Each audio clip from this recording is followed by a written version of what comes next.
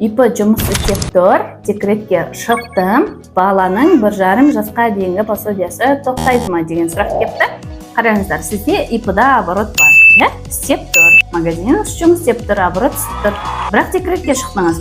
Енді егер оборот жүріп тұрса, сіз ай сайын пенсионное отчисление, социальное отчисление, медстраховка және ОПВ төлейсіз, от оборота налогын төлейсіз. Ал 1,5 жасқа дейінгі пособия сізде тоқтамайды, тек қана бюджетный пенсионный тоқтайды. Пенсионный деген сөз, бұл баланы босанғаннан кейін мемлекет тарапынан берілетін арнайы бюджеттен төленетін пенсионный түрі.